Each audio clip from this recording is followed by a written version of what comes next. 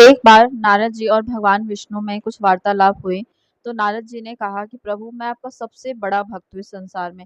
क्योंकि नारद जी हमेशा नारायण नारायण करते रहते थे, तो उन्हें लगता था कि भगवान विष्णु के एकमात्र सबसे बड़े भक्त नारद नारद जी हैं।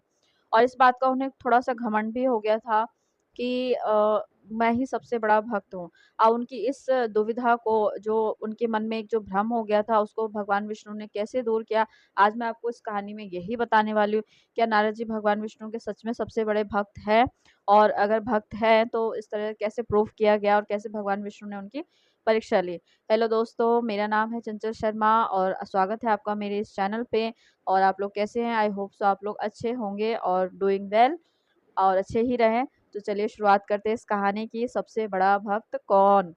तो क्या होता है कि जब नारद जी को भगवान विष्णु कहते हैं कि ठीक है, अगर तुम्हें ऐसा लगता है, भगवान विष्णु को ये ज्ञात तो हो गया था कि नारद जी को अपने ऊपर थोड़ा-सा घमंड आ गया, इतनी भक्ति, लेकिन वो हमेशा ये नारायण नारायण करते रहते थे, तो उन्हें लगता था कि हाँ, मैं ही सबसे बड़ा।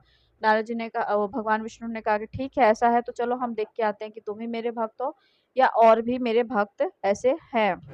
तब भगवान विष्णु ने उनकी परीक्षा लेने के लिए उन्हें ले गए धरती लोक पे और उन्हें मतलब पृथ्वी पे ले आए और उन्होंने कहा कि ठीक है, अब देखते हैं कि तुम मेरे कितने बड़े भक्त हो यहाँ पे।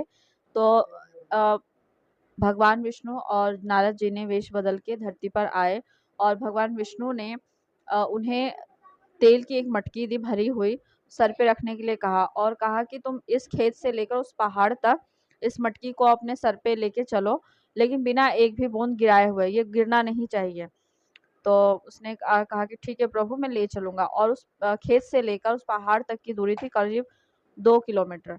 तो जब जैसे कि उनकी आदत थी हमेशा नारायण नारायण जपने की, तो उन्होंने जैसे ही मटकी अपने सर के ऊपर रखी और वो चलते चलते गए। तो शुरू में तो उनको याद था नारायण नारायण जपना, लेकिन जब वो नारायण नारायण जपते तो मटकी हिलने डुलने लगती, उनका कंसंट्रेशन थोड़ा बिगड़ जाता। तो उस जैस उन्होंने कहा कि नहीं, मैं आज तो प्रूफ करके ही रहूँगा कि मैं ही भगवान का सबसे बड़ा भक्त हूँ।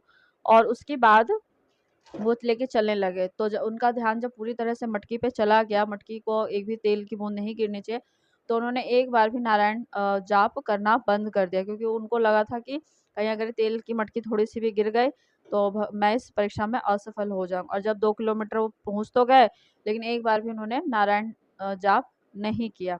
कहा कि देखा प्रभु, पहुँचने की बात कर, देखो प्रभु, मैं आपकी शर्त के अनुसार ये मटकी यहाँ तक ले आया हूँ और लेके आने के बाद इसमें एक भी तेल की बूंद नहीं गिरी, तो इसका मतलब मैं ही आपका सबसे बड़ा भक्त हुआ। तो उन्होंने कहा ठीक है। फिर वो वहाँ से उन्होंने कहा ठीक है, अब मैं तुम्हें एक किसान के पास ले चलता हूँ जो कि मेरा परम भक्त है। तो क्या ठीक है, तो किसान का जैसे बहुत सारा काम होता है, खेत में हल चलाना, और जब भी वो अपना कोई भी काम करता तो श्री हरि का ध्यान करते हुए करता, कभी भी वो उसमें मतलब हरि हरि जपते रहते और अपना हल चलाते, अपनी गायों को नहलाते, घर का सारा काम करते, लेकिन कभी भी उनके मन से हरि का विस्मरण नहीं होता है। तो इस तरह से भगवान ने उनकी परीक्षा ली और परीक्षा लेने के बाद कहा कि देखो देखो नारद, अब तुम खुद समझो कि तुम्हें मैंने सिर्फ एक दिन एक तेल की मटकी पहाड़ तक लाने के लिए कहा, तो उस बीच तुमने मेरा एक बार भी नाम स्मरण नहीं किया। लेकिन इस किसान को देखो, जो गृहस्थ आश्रम में रहकर भी अपने सारे कर्तव्य को निभाते हुए भी मेरा उसने हमेशा नाम मन ही मन जपा है। तो अब तुम ही बताओ कि मेरा सबसे बड़ा भक्त कौन हुआ? वो जिसे जिसे सारे काम करने के बावजूद भी मेरा नाम याद रहता है जपना, या वो जो सिर्फ सब काम छोड़ के सिर्फ मेरा नाम जपते हैं? नारद जी को अपनी भूल का एहसास हुआ। उन्होंने कहा सही कहा प्रभु आपने, जो इंसान गृहस्थ आश्रम में रहकर सभी काम करके भी प्रभु को नहीं भूलते, हमेशा उनको मन में स्मरण करते रहते हैं, वही प्रभु के परम भक्त होते हैं। और इस तरह से नारद जी को अपनी भूल का एहसास हो, उन्होंने कहा कि प्रभु मुझे क्षमा कर दो, मुझे इस बात का घमंड हो गया था कि मैं ही आपका सबसे बड़ा भक्त हूँ। तो दोस्तों, कैसी लगी आपको ये कहानी? अगर आपको अच्छी लगी हो तो मेरे चैनल को कर ले सब्सक्राइब, वीडियो को लाइक और इसे आगे भी शेयर करें अगर आप कहानी सुनना पसंद करते हैं तो। Thank you.